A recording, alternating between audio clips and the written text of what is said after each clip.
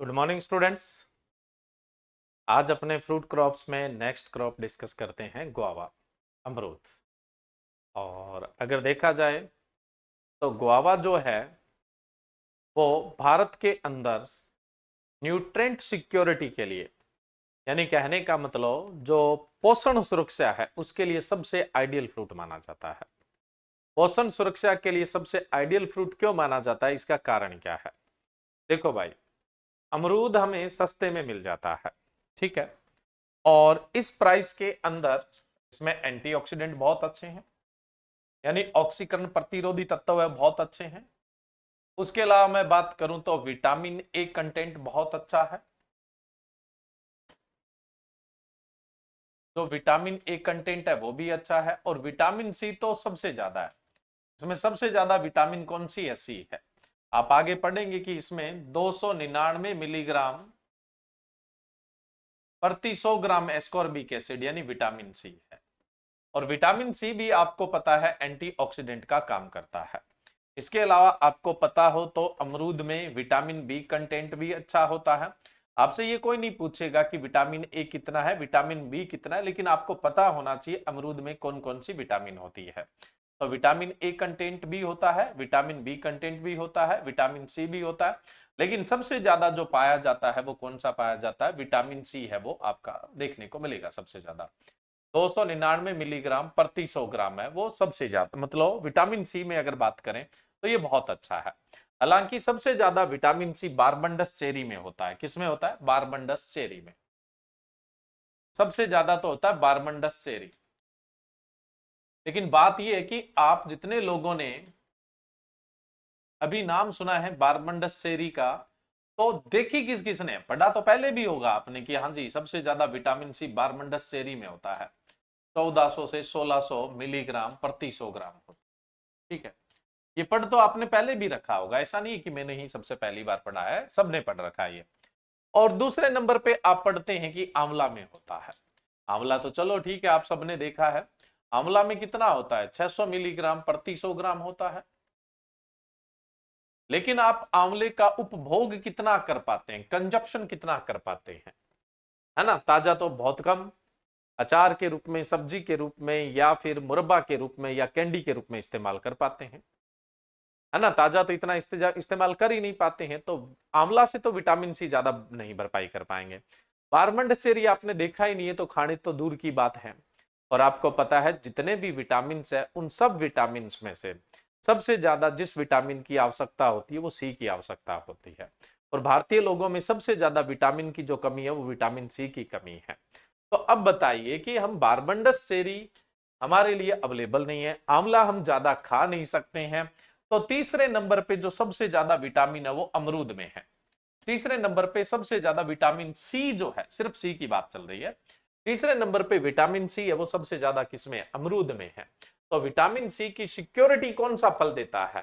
तो अमरूद देता है, आंवले से भी ज्यादा। हालांकि नो डाउट आपसे पूछ ले विटामिन सी सर्वाधिक किसमें? बारबंडस चेरी, उसके बाद आंवला, और उसके बाद अमरूद। ऑप्शन में बारबंडस चेरी है तो बारबंडस चेरी टिक करोगे, बारबंडस चेरी नहीं है तो आंवला टिक करोगे, आंवला न होने पर अमरूद टिक करोगे। ऐसा नहीं बोलोगे कि अमरूद में विटामिन सी ज्यादा है, नहीं है ज्यादा। लेकिन आपको यह ध्यान रखना है, आपसे पूछ ले कि विटामिन सी की सिक्योरिटी देने वाला फल कौन सा है, तो ज्यादा सिक्योरिटी देने वाला कौन सा है? अमरूद, क्योंकि हम उसका उपभोग क्या है? ज्यादा कर सकते हैं। जैसा कि मैंने आप लोगों को बताया कि विटामिन में जो सबसे ज्यादा विटामिन की आवश्यकता होती है वो हमेशा किसकी होती है? सी की होती है। और भारतीयों में सबसे ज्यादा जो कमी है वो किसकी है? विटामिन सी की कमी है। तो ये विटामिन सी उपलब्ध करवा के हमें पोषण सुरक्षा प्रदान करता है। बाकी विटामिन ए भी अच्छा है, विटामिन बी भी इसके अंदर अच्छा है, और उसके अलावा आयरन कंटेंट भी इसके अंदर अच्छा ही होता है, और कैल्शियम कंटेंट भी इसके अंदर अच्छा होता है। तो ये न्यूट्रिएंट्स तो देखो भाई अमरूद के अंदर बेहतरीन देखने को मिलते ही मिलते हैं। चलिए, ये तो मैंने आपको एक बेसिक सी बात बताई है। अब इस अमरूद के महत्व को देखते हुए, विटामिन सी एंटीऑक्सीडेंट होता है, ऑक्सीकरण प्रतिरोधी होता है, आपको पता होना चाहिए, ठीक है। विटामिन सी है वो ऑक्सीकरण प्रतिरोधी है।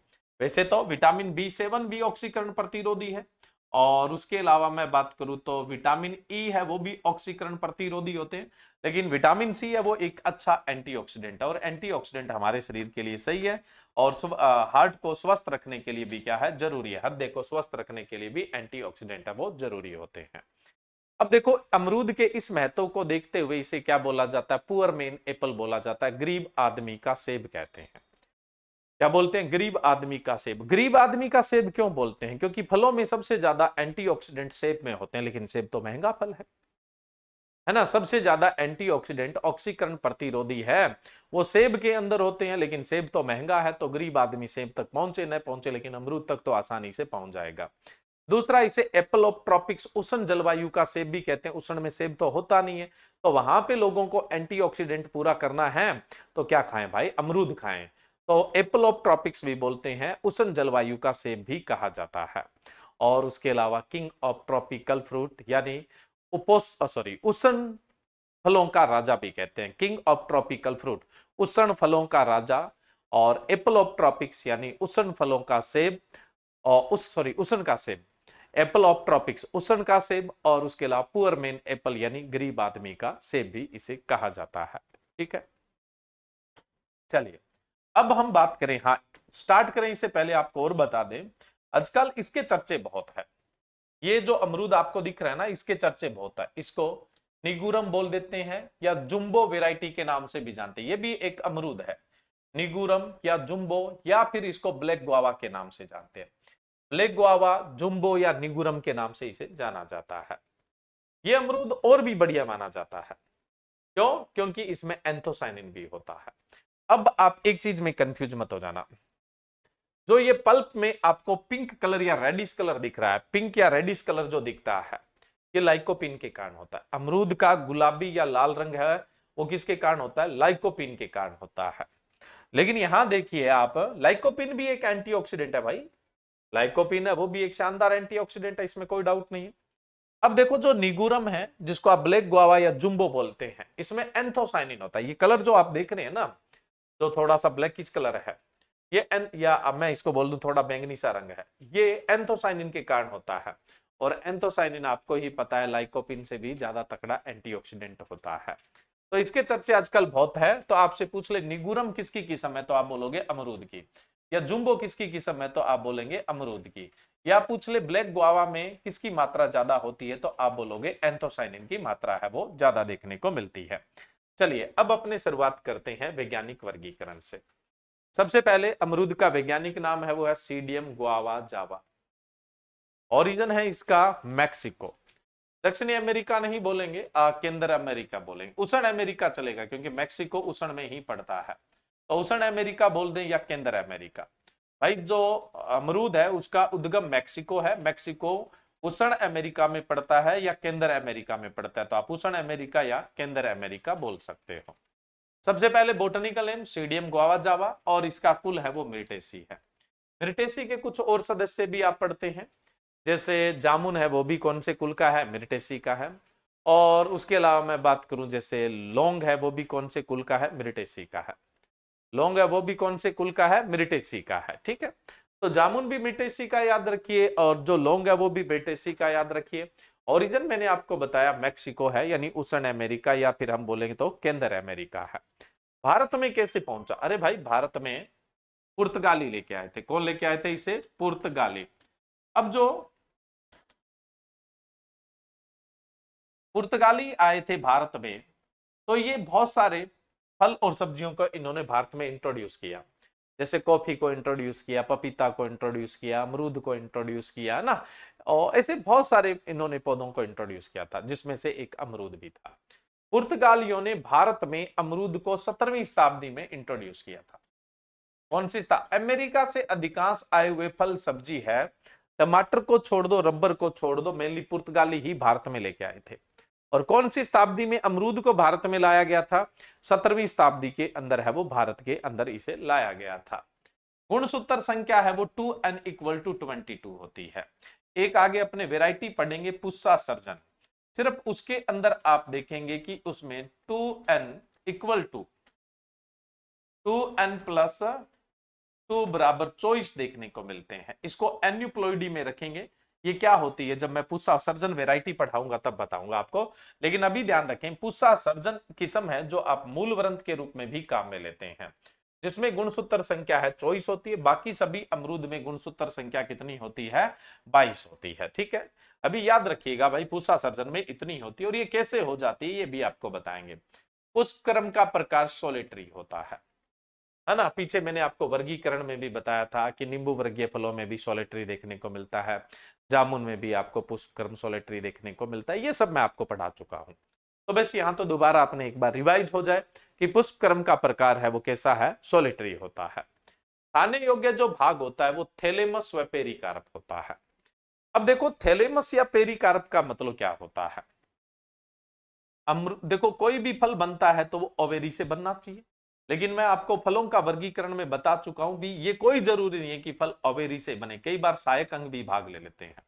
तो ये ओवेरी है, और ये पुष्पासन जिसपे फूल टिका हुआ है, जिसे आप थैलेमस या फिर क्या बोलते हैं, रेसेपटेकल्स भी बोल देते हैं, थैलेमस या रेसेपटेकल्स।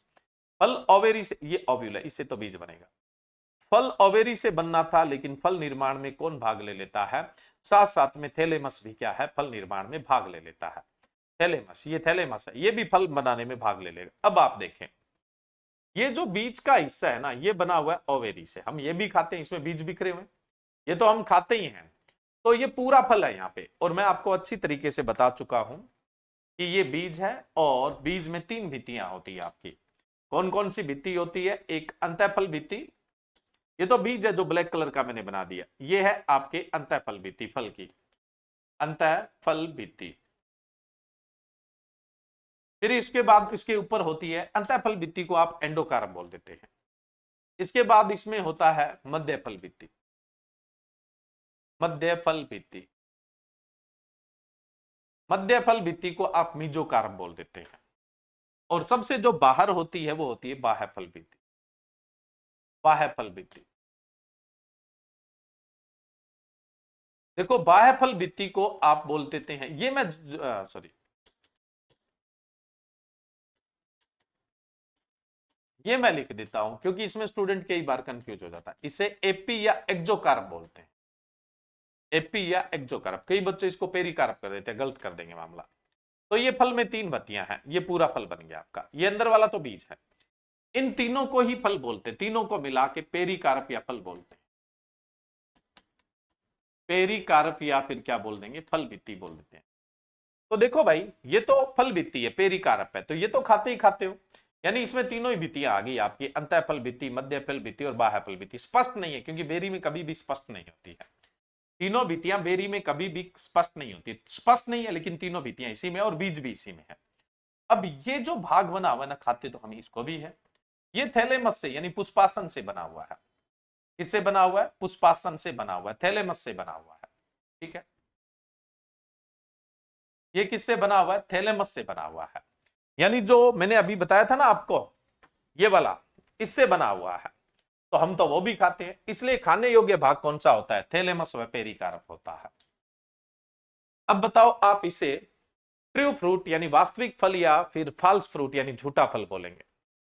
अब जैसे सेब है, सेब में भी ऐसा होता है, सेब में भी जनरली क्या आपको कुछ ऐसा देखने को मिलता है। सेब के अंदर क्या होता है, वही फल निर्माण में ये अंडाशय के साथ साथ क्या है, जो पुष्पासन है यानी थैलेमस है वो भाग ले लेता है। तो जब आप सेब को काटते हैं तो उसमें आपको क्लियर देखने को मिलता है, एक तो इतना सा भाग अंदर का, और बाकी ये जो भाग है ये थैलेमस है। ये भाग कौन सा है, थैलेमस है, यानी ये अंडाशय का नहीं है। और सेब में तो खाते ही सिर्फ ये है, सिर्फ थैलेमस ही खाते हैं, फ्लेसी थैलेमस यानी फूला हुआ थैलेमस खाते हैं, है ना, फूला हुआ थैलेमस है वो खाते हैं आप तो सेब में। तो जिसके अंदर ओवेरी नहीं खाया जाता है, अंडाशय नहीं खाया जाता है, वो झूठा फल ही होता है। ओवेरी का मतलब है ये अंदर वाला पूरा पार्ट, चाहे इसमें बीज खाया जाएगा तो भी हम ट्रू फ्रूट ही बोलेंगे, बीज भी ओवेरी का हिस्सा है ना। ओव्यूल किसका हिस्सा है, बीजांड किसका हिस्सा है, इसके अंदर जो बीजांड है वो भी तो ओवेरी का हिस्सा है कल को। इसके अंदर का कोई भी भाग खाया जा रहा हो, चाहे बाह्य फल भित्ति, मध्य फल भित्ति, अंतःफल भित्ति, बीज, बीज का कोटलीडंस या भ्रूण, कुछ भी खाया जा रहा है, वो सब आपके ट्रू फ्रूट में आते हैं। लेकिन अगर फल निर्माण में किसी सहायक अंग ने भाग ले लिया और वो हम खा रहे हैं और अबेरी तो नाम मात्र ही खा रहे हैं, नहीं खा रहे हैं, तो उसको झूठा फल बोलेंगे। अब सेब, नाशपाती, खुमानी तो झूठे फल है। अमरूद झूठा फल होगा या नहीं होगा? मैं कह रहा हूं जिसका अंडाशय नहीं खाया जाता है या न के बराबर खाया जाता है उसे हम झूठा फल बोलते हैं। तो इसको झूठे फल की श्रेणी में रखेंगे या नहीं रखेंगे? ये बच्चों का बहुत बड़ा कंफ्यूजिंग क्वेश्चन है, सिर्फ पढ़ने वाले बच्चों का, सबका नहीं। बाकी को तो पता ही नहीं होता है ना? या तो पता नहीं होता है या उन्होंने कभी पढ़ा नहीं होता है। दोस्तों किसको दे सकते हैं अपने? चलिए तो देखिए, मैंने कहा जिसमें ओवेरी नहीं खाया जाता, लेकिन में इसमें तो ओवेरी खूब खाया जाता है, थैलेमस से ज्यादा ओवेरी खाया जाता है, तो फॉल्स फ्रूट नहीं है अमरूद। इसमें ओवेरी भी खाते हैं, थैलेमस भी साथ में खा लेते हैं। ओवेरी नहीं खाते और सिर्फ थैलेमस खाते तो हम इसे झूठा फल बोल, तब हम इसे क्या बोल देते? झूठा फल। तो भाई ये झूठा फल कतई नहीं है, ये ट्रू फ्रूट है, ये वास्तविक फ्रूट है। कैसा फ्रूट है? ट्रू फ्रूट है, वास्तविक फल है। चलते हैं वापस अपने। फल का प्रकार कौन सा है? बेरी है। फल का प्रकार कैसा है? बेरी है, बीज बिखरे हुए देखने को मिलते हैं। ये मैंने आपको बता ही दिया। चलिए नेक्स्ट हम बात करें, अमरूद को उष्ण का सेब, है ना, एप्पल ऑफ ट्रॉपिक्स, उष्ण फलों का राजा भी बोलते हैं, किंग ऑफ ट्रॉपिकल फ्रूट भी बोलते हैं, उष्ण फलों का राजा। सुपर फ्रूट के नाम से भी जानते हैं, ग्रीब का सेब, एप्पल ऑफ पुअर मैन भी बोलते हैं, मास फ्रूट के नाम से भी इसे जाना जाता है। ठीक है। भारत में अमरूद का सर्वाधिक उत्पादन है वो कहां पर होता है? उत्तर प्रदेश में। भारत में अमरूद का सर्वाधिक उत्पादन उत्तर प्रदेश में, एरिया भी उत्तर प्रदेश में है और उत्पादन भी सबसे ज्यादा उत्तर प्रदेश में ही है। विटामिन सी मैंने आपको बता दिया 299 मिलीग्राम प्रति 100 ग्राम पाई जाती है। अमरूद में जो सुगंध आती है, खुशबू आती है, वो बी कैरियोफिलिन्स के कारण आती है, बी कैरियोफिलिन्स के कारण आती है। अमरूद का जो लाल रंग होता है वो लाइकोपिन के कारण होता है। अभी आपको बताया था किसके कारण होता है? लाइकोपिन। लाइकोपिन बढ़िया एंटीऑक्सीडेंट है भाई, इसलिए गुलाबी किस्मों को बढ़िया माना जाता है। चलिए, अमरूद में पेक्टिन भी बहुत अच्छा होता है, ये तो पता है ना पेक्टिन होता कहां है? नहीं पता है तो अभी देख लो आप, और आगे आपके प्रोसेसिंग में भी काम आएगा। पेक्टिन हमेशा जस्ट छिलके के नीचे होता है। पेक्टिन जो होता है वो जस्ट छिलके के नीचे होता है, इसलिए जब भी जेली बनाते, देखो पेक्टिन जेली बनाने के लिए जरूरी होता है ना, तो अमरूद में सबसे ज्यादा पेक्टिन पाई जाती है, इसलिए आप बोलते हो जेली बनाने के लिए सबसे बढ़िया फल है वो अमरूद है। जेली बनाने के लिए जो सबसे बेहतरीन फल माना जाता है वो कौन सा माना जाता है? अमरूद है वो माना जाता है। तो अमरूद, हर किसी भी फल की अगर आप बात करेंगे तो पेक्टिन उसके जस्ट छिलके के नीचे होगा। और कौन सी स्टेज में सबसे ज्यादा होता है? देखो, कच्चा फल होता है एक अर्ध पका होता है और एक पका हुआ होता है। अब देखो, कच्चे फल में होता है पैक्टिक एसिड, पैक्टिक अम्ल होता है। ठीक है। अर्ध पके फल में ये पैक्टिन में बदल जाता है, इसमें पैक्टिन। और पैक्टिन किस रूप में होता है? कैल्शियम पैक्टेट के रूप में, कैल्शियम पैक्टेट के रूप में होगा हमेशा ही, कैल्शियम पैक्टेट के रूप में। और फल पकने के बाद प्रोटोपैक्टिन में चेंज हो जाएगा, प्रोटोपैक्टिन के अंदर है वो चेंज हो जाएगा।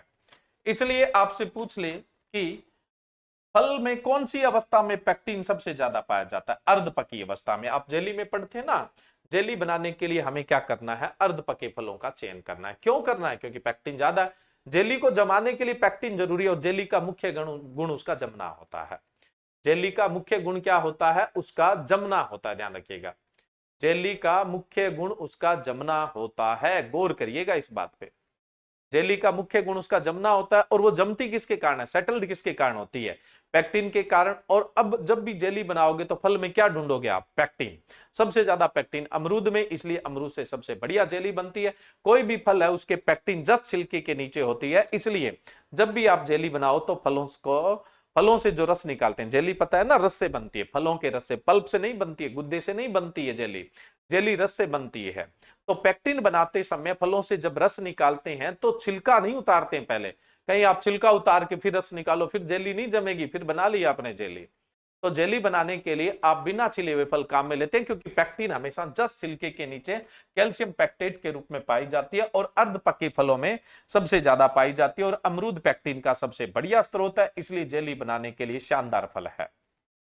अब देखो, अमरूद में कुछ क्रियाएं की जाती है, अगर मैं उनकी बात करूं तो एक तो होता है इसमें बेंडिंग की प्रैक्टिस की जाती है, किसकी? बेंडिंग, जिसको आप झुकाना बोलते हैं, ट्री बेंडिंग। देखो ये पेड़ है ना, अब क्या है, इसमें से कुछ शाखाओं को ऐसे ऐसे यहां बता देता हूं, कुछ शाखाओं को ऐसे झुका दिया जाता है, जिससे लाइट का वेंटिलेशन बढ़िया हो जाता है, प्रकाश का वेंटिलेशन, यही मुख्य उद्देश्य है, प्रकाश का वेंटिलेशन बढ़ने की वजह से फलों की गुणवत्ता बढ़ जाती है। एडिशनल थोड़ा बहुत ये भी फायदा होता है कि शाखा झुकने की वजह से इस शीर्ष का जो कार्बन होता है वो जड़ों में कम जाता है, तो यहाँ कार्बन बढ़ जाएगा, यानी कहने का मतलब कार्बन अनुपात नाइट्रोजन है वो बढ़ जाएगा और फलन अच्छा और बड़ा देखने को मिलेगा, बेहतरीन देखने को मिलेगा। तो आपसे पूछ ले कि शाखाओं को झुकाने की यानी ट्री बेंडिंग की जो प्रैक्टिस है वो किसमें की जाती है? अमरूद में। कहां पे करते हैं? महाराष्ट्र के किसान करते हैं, ठीक है। दूसरा एक है विंटरिंग। देखो विंटरिंग जो है वो मैं आपको पहले भी बता चुका हूं, अगर आपको याद है तो। विंटरिंग जो होती है ये कृत्रिम रूप से आराम देने के लिए की जाती है, अमरूद में भी करते हैं और गुलाब में भी करते हैं। कृत्रिम रूप से आराम देने, कृत्रिम रूप से आराम देने के लिए क्या की जाती है? विंटरिंग है वो की जाती है। अमरूद में भी करते हैं और गुलाब में सेम ही उद्देश्य होता है। अब भारत में विंटरिंग कौन से हिस्से में की जाती है? पूर्वी भारत में की जाती है। कहां पर की जाती है भाई? पूर्वी भारत के अंदर है वो विंटरिंग की जाती है। अब देखो विंटरिंग होता क्या है। अब अमरूद में देखो आप पढ़ते हैं कि बाहर, और मैं बाहर वाला टॉपिक आपको बहुत अच्छे से करवा चुका हूं। अमरूद में साल में 3 बार पुष्पन होता है, एक तो अंबे बहार में जिसमें फूल आते हैं फरवरी मार्च में, एक होता है मृग बहार में पुष्पन जिसमें फूल आते हैं आपके जून जुलाई के अंदर, और तीसरा पुष्पन होता है अक्टूबर नवंबर में जिसे आप हस्ता बहार कहते हैं, है ना। अक्टूबर नवंबर में पुष्प आते हैं। तो ये फरवरी मार्च में आते हैं, इसे कौन सी बहार पढ़े? आप अंबे बहार पढ़े थे। और जून जुलाई में जो फूल आते हैं उसको आप कौन सी बहार पढ़े थे? मृग बहार पढ़े थे, मृग बहार है ना, मृग बहार ये गया है, मृग बहार। और अक्टूबर नवंबर में जो फूल आते हैं उसे आप क्या पढ़े थे? हस्ता बहार पढ़े थे। अब देखो अंबे बहार में फल कब आएगा? अंबे बहार में फल आएगा जी आपका जुलाई अगस्त में। और जो मृग बहार है इसमें आपका फलन कब आएगा? नवंबर दिसंबर में आएगा, ठीक है, नवंबर दिसंबर में फलन। और जो हस्ता बहार है उसमें फलन आपको कब देखने को मिलेगा? मार्च अप्रैल में देखने को मिलता है, मार्च अप्रैल में देखने को मिलता है। ये पुष्पन का समय होता है। किसका समय होता है? पुष्पन का समय होता है, ध्यान रखिएगा, ये पुष्पन का समय है आपका। और ये किसका समय है जी? फलन का समय है, फलन का समय है ये, ठीक है। अगर आप देखो बहार क्या होती है, बहार का मतलब पुष्पन का आना, तो ये 3 बहार है। पुराने गाने होते थे ना, आया मौसम बहारों का, है ना, तो बहार का मतलब पुष्पन का आना, ठीक है। तो अमरूद में अनार में नींबू में साल में 3 बार पुष्पन होता है, तो 3 बहार आती है। अगर आप तीनों बहार से फलन ले लेते हो तो फलन की गुणवत्ता क्या हो जाती है? कम हो जाती है। 3 बहार से फल ले ले, ऐसे नहीं भाई 3 बढ़िया है, 3 से फलन ले लेते हैं खूब कमाई हो जाएगी। अरे अगर आप 3 बहार से फलन लेंगे तो फल का साइज कैसा हो जाएगा? छोटा हो जाएगा, ठीक है। साइज कैसा हो जाता है? छोटा हो जाता है, जैसे मार्केट में अच्छे दाम नहीं मिलते और मार्केट में आप अच्छा पैसा नहीं जुटा पाएंगे। तो आपको इन 3 बहार में से क्या करना है? 2 बहार को आने से रोक देना है और 1 बहार से आपको क्या करना है? फलन है वो लेना है ना। इन तीनों में से 1 बहार में फलन लेना है। जो 2 बहार आप रोकते हैं उसे बहार उपचार कहते हैं, उसे आप क्या बोल देते हैं? बहार उपचार बोलते हैं, ठीक है। मैंने आपको पीछे बताया था कि बहार उपचार करने का सबसे बढ़िया तरीका है सिंचाई रोक दो। कब सिंचाई रोकनी है? पुष्पन आने के 2 महीने पहले। जिस जिस बहार को आप रोकना चाहते हैं उसके अंदर पुष्पन आने के 2 महीने पहले उसमें सिंचाई बंद कर दो, तो उसमें पानी की कमी से या तो फूल आएंगे नहीं, और अगर आ गए हैं तो वो झड़ जाएंगे। एक तरीका तो आपके पास ये था, एक तरीका तो आपके पास ये था। दूसरा तरीका अगर मैं बात करूं तो अभी हम बात कर रहे थे विंटरिंग। अब देखो विंटरिंग क्या होती है। पूर्वी भारत के किसान क्या करते हैं? जिस बहार को रोकना होता है उसमें जब फूल आ रहे हैं ना, जब फूल आ रहे हैं तो उस समय क्या करेंगे? इसके तने के चारों ओर 1 मीटर की परिधि में, 1 मीटर की दूरी में, है ना, 15 से 20 सेंटीमीटर चौड़ी, 60 से 70 सेंटीमीटर गहरी नाली खोदेंगे। इसमें जितनी भी जड़ें आएगी वो सब कट जाएगी। तो उससे क्या, बहुत सारी जड़ें डैमेज हो जाएगी। बहुत सारी जड़ें अगर डैमेज हो जाएगी तो उससे मूल रोम आपके क्या हो जाएंगे? खत्म हो जाएंगे। जल का अवशोषण और पोषक तत्वों का अवशोषण है वो कम हो जाएगा, है ना। तो पानी की कमी से और पोषक तत्वों की कमी से जो भी फूल है वो सब झड़ जाएंगे। अब 15-20 दिन इसको खुला रखें, उसके बाद इसमें कार्बनिक पदार्थ भर दें। तो जिस बाहर के फूल आने चाहिए थे वो तो नहीं आए, अब बाहर को आपने रोक दिया, बाहर को आपने क्या कर दिया, रोक दिया। अब क्या इसमें आपने कार्बनिक पदार्थ भर दिया, तो अब उन जड़ों में वापस फुटान हुआ तो मूलरम उस कार्बनिक पदार्थ में गए। अब पौधे ने खूब पोषक तत्व लिया, बहुत अच्छे से पोषक तत्व लिया, अगली बाहर बहुत जबरदस्त आएगी। तो दो काम हो गए, एक तो इसको कृत्रिम रूप से आराम मिल गया, यानी बाहर उपचार हो गया, यानी जिस बाहर को नहीं लेना उसको रोक दिया, एक तो बाहर उपचार हो गया, और दूसरा अगली बाहर का फलन बहुत बढ़िया हो गया। तो इस तरह से कृत्रिम रूप से आराम देने को आप विंटरिंग बोलते हैं। तो आप सोच रहे होंगे यार इसका नाम विंटरिंग क्यों पड़ा, विंटर में करते हैं क्या? नहीं, देखो वैसे तो पौधे प्राकृतिक रूप से सर्दियों में सुसुप्त अवस्था में जाते हैं, तो विंटर के अंदर वो आराम करते हैं, और हमने उसको कृत्रिम रूप से आराम में भेज दिया, इसलिए हम इसको क्या बोलते हैं, विंटरिंग। तो विंटरिंग की क्रिया अमरूद के अंदर दक्षिणी भारत के किसान करते हैं, और पूर्वी भारत के अंदर अमरूद के अंदर पूर्वी भारत के किसान करते हैं, और दक्षिणी भारत में गुलाब के किसान करते हैं। तो गुलाब में विंटरिंग साउथ इंडियन फार्मर करते हैं, दक्षिणी भारत के किसान करते हैं, और अमरूद में पूर्वी भारत के किसान करते हैं। तो ये विंटरिंग है वो एक बाहर उपचार की विधि है। क्या है? बाहर उपचार की विधि है, या फिर आप कह सकते हैं कृत्रिम आराम देने की एक विधि है। उसके अलावा अब बाहर की बात आ गई तो बात कर ही लेते हैं पूरी। इसके अलावा अगर आपको कुछ फूलों की संख्या कम करनी है तब तो आप Na200 ppm का छिड़काव करेंगे। कितना? Na200 ppm का छिड़काव करेंगे। इसे आप विरलीकरण या थिनिंग कहते हैं। तो आपसे पूछ ले कि कौन से फल वृक्ष में पुष्प विरलीकरण किया जाता है, या जिसे आप अंग्रेजी में थिनिंग बोल देते हैं, किसमें की जाती है? तो थिनिंग जो है वो अमरूद में की जाती है, जिसके लिए Na का कितना छिड़काव करते हैं आप? 200 ppm का। अगर आप सारे ही फूल झाड़ना चाहते हैं, टोटली बाहर उपचार ही चाहते हैं Na से, तो बाहर उपचार करने के लिए आप Na का कितना इस्तेमाल करेंगे? बाहर उपचार करने के लिए आप Na का 600 ppm का इस्तेमाल करेंगे। कितने ppm का इस्तेमाल करेंगे? 600 ppm का। थिनिंग के लिए 200 ppm का, और बाहर उपचार के लिए कितना इस्तेमाल करेंगे? 600 ppm का इस्तेमाल करेंगे। ये भी आपके पास बाहर उपचार का तरीका। 3 तरीके हो गए ना, सिंचाई बंद कर दो, दूसरा विंटरिंग कर दो, और तीसरा कौन सा है? आप Na के 600 ppm का छिड़काव कर दो। कुछ फूल झाड़ना चाहते हैं, विरलीकरण कहलाएगा, और सारे झाड़ना चाहते हैं तो फिर वो बाहर ट्रीटमेंट यानी बाहर उपचार कहलाएगा। उसके बाद मैं बात करूं तो आप यूरिया के घोल से भी क्या कर सकते हैं? बाहर उपचार कर सकते हैं। अगर आप पोषक तत्व देने के चक्कर में यूरिया का प्रणीय छिड़काव करते हैं, यानी यूरिया का घोल बनाकर छिड़काव करते हैं, उसे फोलियर एप्लीकेशन या प्रणीय छिड़काव बोलते हैं, तब तो आप घोल 2 से 6% लेते हैं पोषक तत्व देने के लिए। इससे ज्यादा का घोल बनाओगे तो पौधे के जो सॉफ्ट भाग होते हैं वो प्रभावित होते हैं, और फूल से सॉफ्ट क्या होगा ना, जैसे कवि क्या करता है, अपनी प्रेमिका की तुलना किससे करता है ना? स्वभाव में, कोमलता में, फूल जैसा, है ना, सॉफ्ट या फूल जैसा हल्का, कुछ ऐसे करता है। तो फूल तो क्या होता है? सबसे सॉफ्ट होता है, इस बात में कोई डाउट ही नहीं है। तो अगर आप इलाहाबाद सफेदा में, इलाहाबाद सफेदा, अभी तक इसका नाम इलाहाबाद सफेदा ही है भाई, इसको प्रयागराज सफेदा मत कर देना, ठीक है? तो ये इलाहाबाद सफेदा है, ठीक है? तो इलाहाबाद सफेदा में अगर आप 10% यूरिया के घोल का छिड़काव करते हैं तो जो फूल आ रहे हैं वो इसमें पाए जाने वाले बायूरेट की वजह से मर जाएंगे और नीचे झड़ जाएंगे। तो आप इलाहाबाद सफेदा में 10% यूरिया के घोल से भी क्या कर सकते हैं? बाहर उपचार कर सकते हैं। वहीं पे L49 जिसको आप लखनऊ 49 या सरदार के नाम से जानते हैं, तो इस किस्म में बाहर उपचार करने के लिए आपको 20% यूरिया के घोल का छिड़काव करना पड़ता है। 20% यूरिया के घोल का छिड़काव करना पड़ता है, ध्यान रखिएगा। अब देखो एक चीज, जब बाहर की बात आ गई है तो बाहर जाने से पहले अपने इस बाहर की बाहर बात कर लेते हैं।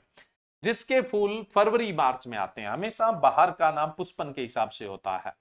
आम में भी फरवरी मार्च में आते हैं, इसलिए इसका नाम पड़ गया अंबे बहार, और फरवरी मार्च में होता है ग्रीष्म ऋतु, तो आप इसे ग्रीष्मकालीन बहार बोलते हैं। क्या बोलते हैं? स्टार्ट होती है ना ग्रीष्म ऋतु, तो आप इसे ग्रीष्मकालीन बहार, समर सीजन बहार कहते हैं, ग्रीष्मकालीन बहार। दक्षिणी भारत के किसान लेते हैं, फल अच्छे होते हैं, निर्यात भी किया जाता है ना? दक्षिणी भारत के किसान लेते हैं ग्रीष्मकालीन बहार को, ठीक है? अच्छे से ध्यान रखना। अंबे बहार जिसको आप बोलते हैं, साउथ इंडियन फार्मर लेते हैं। मृग बहार जून जुलाई में, इसे वर्षाकालीन बहार भी बोलते हैं, वर्षाकालीन। देखो जहां पर बारिश कम होती है, शुष्क और अर्ध शुष्क क्षेत्र है, वहां पे मृग बहार लेते हैं। जैसे यूपी है, हरियाणा है, पंजाब है, राजस्थान है, मध्य प्रदेश है, बिहार है, इनमें हमेशा मृग बहार ली जाती है। उत्पादन तो बहुत होता है, मतलब उत्पादकता, प्रोडक्टिविटी, प्रति इकाई क्षेत्र सबसे ज्यादा उत्पादन होता है, लेकिन टीएसएस कम होता है, मिठास कम होता है, क्योंकि वर्षा के दिनों में पानी ज्यादा मिलने की वजह से टीएसएस कम होता है। और पानी एक जैसा भी तो नहीं मिलता है ना, ये भी बात है। वर्षाकालीन है ना, देखो जून जुलाई में वर्षा स्टार्ट और इसी समय इसमें फूल स्टार्ट होते हैं। तो इसमें क्या है, ज्यादा मतलब नमी रहने की वजह से रोग कीटों का प्रकोप जी ज्यादा होता है, रोग कीट भी ज्यादा लगते हैं और टीएसएस भी कम होता है, क्वालिटी थोड़ी कम होती है, लेकिन उत्पादकता सबसे ज्यादा होती है। और यूपी में सबसे ज्यादा इसी को काम में लेते हैं। यूपी का जिक्र मैं इसलिए कर रहा हूं क्योंकि अमरूद उत्पादन सबसे ज्यादा कहां होता है, उत्तर प्रदेश में होता है, ठीक है। तो ये वर्षाकालीन बहार है, मैंने कहा यूपी, पंजाब, हरियाणा, राजस्थान, मध्य प्रदेश, बिहार, इनमें वर्षाकालीन। जो एरिड और सेमी एरिड रीजन है वहां पे बर्फबार, क्योंकि पानी अभी अवेलेबल है, यहां ले लो, मौका है, बाद में आपके पास पानी की कमी हो जाएगी, दिक्कत हो जाएगी, इसलिए ये लोग मरीग बहार लेते हैं, ठीक है। इसको वर्षाकालीन। हस्ता बहार में ठंड होने की वजह से उत्पादकता सबसे कम होती है, लेकिन टीएसएस बड़ा जोरदार होता है क्योंकि फल धूप में पकते हैं, है ना, और फल पकते समय मौसम साफ होता है, धूप रहती है, तो टीएसएस बड़ा जबरदस्त होता है। तो इसका टीएसएस भी बढ़िया होता है, रंग भी बढ़िया होता है, क्वालिटी बहुत अच्छी होती है। और इसमें फूल कब आते हैं, अक्टूबर नवंबर में, इसलिए आप इसको शीतकालीन बहार बोलते हैं। कौन सी बहार बोलते हैं, शीतकालीन बहार बोलते हैं। अब शीतकालीन बहार, पुष्पन अक्टूबर नवंबर में, ठंड पड़ेगी और वही फल मक्खी का अटैक है। पुष्पन के समय फल मक्खी अटैक करती है। तो जब क्या है, रात में तापमान 15 या 10 डिग्री सेल्सियस से नीचे चला जाता है ना, तो फल मक्खी खत्म हो जाती है। तो इसमें पुष्प कब आ रहे हैं, अक्टूबर नवंबर, और जो फल मक्खी है उसका अटैक ही पुष्पन के समय होता है। तो अब क्या होगा, जो फल मक्खी है वो तो खत्म हो जाएगी, तो शीतकालीन बहार के अंदर फल मक्खी का अटैक नहीं होता है, यानी फल मक्खी से मुक्त होती है। हस्ता बहार या शीतकालीन बहार, हस्ता बहार या शीतकालीन बहार होती है, वो फल मक्खी से मुक्त होती है, बहुत इंपॉर्टेंट है ये। फल मक्खी इसमें नहीं होती, क्योंकि पुष्पन के समय तापमान क्या होता है, रातों में तापमान 15 डिग्री या 10 डिग्री से नीचे गिर जाता है, और इस तापमान पे क्या होता है, फल मक्खी सरवाइव नहीं करती है। और अमरूद का सबसे खतरनाक कीट ही कौन सा, बैक्टीरिया करेक्टा, यानी मैं फल मक्खी की ही बात कर रहा हूं, फ्रूट फ्लाई। तो आपसे पूछ ले कि दक्षिणी भारत के किसान कौन लेते हैं, अंबे बहार, क्वालिटी ठीक है। मरीग बहार है, ये लेते हैं मध्य भारत के किसान, यानी शुष्क और अर्धशुष्क क्षेत्रों के। क्वालिटी कमजोर होती है लेकिन उत्पादकता अच्छी होती है। हस्ता बहार की क्वालिटी सबसे सुपीरियर होती है, लेकिन लेते नहीं है इसे, क्योंकि उत्पादकता बहुत कम होती है, प्रोडक्टिविटी बहुत कम होती है। और आपसे पूछ ले फल मक्खी मुक्त बहार कौन सी होती है, तो हस्ता बहार, जिसको आप कौन सी बहार बोल देते हैं, शीतकालीन बहार है वो बोल देते हैं। क्लियर है स्टूडेंट्स। तो बहार का नाम हमेशा पुष्पन के समय, जैसे आम में पुष्प आते हैं फरवरी मार्च में, तो इसमें भी कब है, फरवरी मार्च में, तो इसलिए आम से अंबे बहार बोल दिया। सूर्य अस्त, साल अस्त, जो अस्त अस्त होते हुए बाहर आ रही है उसको याद रख लो हस्ता, साल अस्त होते हुए जो बाहर आ रही है वो हस्ता बाहर है। जो बच गई वो कौन सी है, मृग है। जो बच गई कौन सी है, वो मृग है। मैंने थोड़ा जल्दी में बताया क्योंकि बाहर ट्रीटमेंट आपको पूरे ढंग से पढ़ाया हुआ है। चलिए, और हम अमरूद की कुछ जातियों की बात कर लें, आपसे पूछ लिया जाता है। एक है ब्राजीलियन या गुआनिया गुआवा, यानी ब्राजील अमरूद या गुआनिया अमरूद, सीडियम गुआनेंसिस बोलते हैं इसको, गुणवत्ता कोई विशेष नहीं होती है। एक है स्ट्रॉबेरी अमरूद, या जिसको आप केटलेटा गुआवा भी बोलते हैं, क्या बोलते हैं, केटलेटा गुआवा, इसका नाम है सीडियम केटेलिनियम, सीडियम केटेलिनियम। ज्यादा इंपॉर्टेंट नहीं है, ठीक है। ये इंपॉर्टेंट है भाई, कोस्टरिका या चाइना गुआवा, चाइनीज अमरूद, ये इंपॉर्टेंट है। चाइनीज अमरूद जो है, कोस्टरिका भी बोलते हैं इसको, कोस्टरिका गुआवा भी बोलते हैं, कोस्टरिका अमरूद भी बोलते हैं, इतना आपको याद रखना पड़ेगा, है ना। अंग्रेजी इतनी नहीं। ये तो ब्राजील अमरूद याद रख लो या गुआनिया अमरूद याद रख लो, हिंदी में सीडियम गुआनेंसिस, क्वालिटी में कमजोर है। स्ट्रॉबेरी अमरूद या केटल्या अमरूद है, ये सीडियम केटेलिनियम होता है। अब बात आती है कोस्टरिका या चाइना गुआवा या चाइनीज अमरूद या कोस्टरिका अमरूद, इसको आप बोलते हैं सीडियम पेड्री सेथेली सेथेलेनम।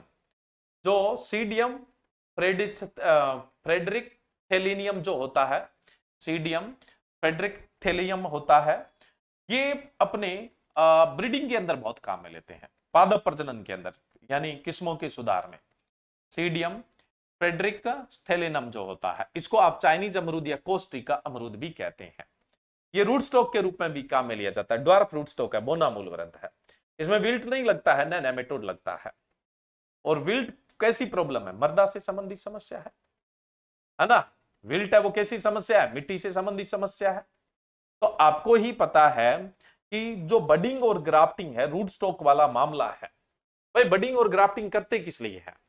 मृदा संबंधी समस्या है ना, या प्लांटिंग मटेरियल संबंधी समस्या होती है, उससे पार पाने के लिए करते हैं। यानी कोई भी सॉइल हैजार्डस होता है, उससे बचने के लिए बडिंग और ग्राफ्टिंग की जाती है। अमरूद का सबसे भयंकर रोग है विल्ट, यानी फ्यूजेरियम ऑक्सीस्पोरम से होने वाला विल्ट है वो सबसे खतरनाक समस्या है। अगर आप रूट स्टॉक चाइनीज अमरूद लगा देंगे तो उसमें विल्ट होता ही नहीं है, उसके ऊपर फिर आप अपनी किस्म लगा दीजिए तो विल्ट की समस्या ही नहीं आएगी। तो ये विल्ट के लिए, उकट्ठा रोग के लिए, विल्ट को हिंदी में उकट्ठा बोलते हैं, तो ये उकट्ठा रोग के लिए क्या है? प्रतिरोधी होता है, और सूत्रकृमि के लिए भी प्रतिरोधी होता है। अब आप बताओ कि ये दोनों मृदा से संबंधित समस्या है अमरूद में, यानी मिट्टी से ही तो फैलती है। नेमेटोड कहां है? मिट्टी में। विल्ट है वो किससे फैलता है? मिट्टी से फैलता है अमरूद में।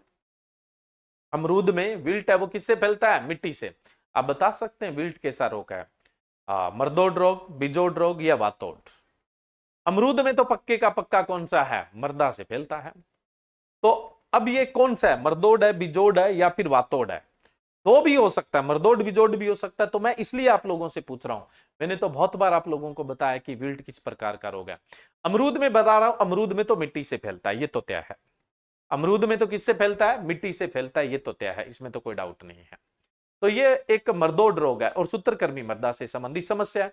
तो आप रूट स्टॉक ऐसा लगाओ ना, इनके प्रतिरोधी हो। चलो सूत्रकृमि की तो समस्या ज्यादा नहीं है, लेकिन अमरूद में विल्ट की तो खतरनाक समस्या है।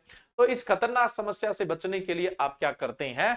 चाइनीज अमरूद है, इसको रूट स्टॉक के रूप में काम में लेते हैं, और ब्रीडिंग प्रोग्राम के दौरान आप विल्ट के प्रतिरोधी किस्म विकसित करने के लिए चाइनीज अमरूद है वो काम में लेते हैं।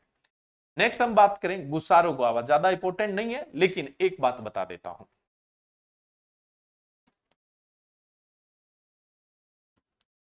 गुसारो जो अमरूद है आपका, जिसको आप सीडियम मोली बोलते हैं, आजकल देखो भाई सीडियम मोली, हाँ ये भी विल्ट के लिए प्रतिरोधी है, ध्यान रखना, उकट्ठा प्रतिरोधी है, ये भी उकट्ठा प्रतिरोधी है। आजकल क्या किया गया है? सीडियम मोली और सीडियम जो अपने गुआवा जावा व्यवसायिक अमरूद है, इन दोनों के क्रॉस से जो अमरूद तैयार होता है, उसको आजकल मूलवृंत के रूप में बहुत काम में लेते हैं। ये रूट स्टॉक के रूप में का गुसारो अमरूद है, ये रूट स्टॉक के रूप में काम आता है। कैसे आता है? पहले अपने जो अमरूद है व्यवसायिक, यानी गुआवा जावा जिसको आप बोलते हैं, उसके साथ क्रॉस करवाते हैं, और इसकी संतति है वो किस रूप में काम में लेते हैं? मूलवृंत के रूप में काम में लेते हैं। ठीक है। उसके अलावा माउंटेन गुआवा, पहाड़ी जो अमरूद है, सीडियम माउंटेनियम, पहाड़ी अमरूद है। इसके अलावा जनरली हम बात करें तो सीडियम कुजेवेलिस भी है। सीडियम कुजेवेलिस है, इसमें विटामिन सी सबसे ज्यादा होती है, इसको भी ब्रीडिंग में काम में लेते हैं विटामिन सी बढ़ाने के लिए। उसके अलावा सीडियम पोमीफेरम्स, सीडियम पोमीफेरम है वो एप्पल शेप है। सीडियम पोमीफेरम है वो कैसा होता है? एप्पल शेप होता है, यानी सेब की आकृति का होता है। किस आकृति का होता है? सेब की आकृति का होता है। क्लियर है स्टूडेंट? यहां पे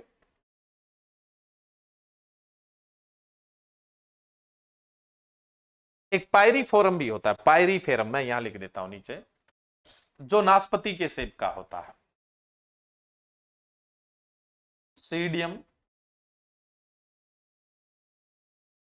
पायरीफेरम। अब देखो जो सीडियम पायरीफेरम होता है, पी तो वैसे छोटा लिखा जाता है स्पीसीज में, पीछे भी शायद मैंने बड़ा लिख दिया था, ध्यान रखना। सीडियम पायरीफेरम ये नाशपाती की आकृति का होता है, सेब की आकृति का पोमीफेरम और नाशपाती की आकृति का पायरीफेरम। ठीक है। कुजोविलस में विटामिन सी ज्यादा होती है। सीडियम माउंटेनियम की कोई ज्यादा महत्व नहीं है, पहाड़ी अमरूद है। सीडियम मोलिए ये गुआवा जावा के साथ क्रॉस करके उकट्ठा प्रतिरोधी मूलवृंत के रूप में काम में लेते हैं। चाइनीज अमरूद तो काम में लिया ही जाता है, इस बात में कोई डाउट है ही नहीं। जलवायु, अमरूद उष्ण जलवायु का है भाई, ट्रॉपिकल क्लाइमेट का है, और इसकी वृद्धि के लिए उपयुक्त तापमान है वो कितना है? 23 से 28 डिग्री सेल्सियस है। कितना है? 23 से 28 डिग्री सेल्सियस है। मृदा की बात करें तो चिकनी से लेकर दोमट मृदा इसके लिए उपयुक्त है, और उपयुक्त पीएच है वो 4.5 से 8.2 है। अमरूद, बीलपत्तर, अंजीर ऐसे फल हैं जो अम्लीय मृदाओं के प्रति भी सहनशील है और लवणीय क्षारीय मृदाओं के प्रति भी सहनशील है। नेक्स्ट हम बात करें किस्में, किस्मों की बात करेंगे हम कल। ठीक है, आज के लिए इतना ही। Okay, thank you.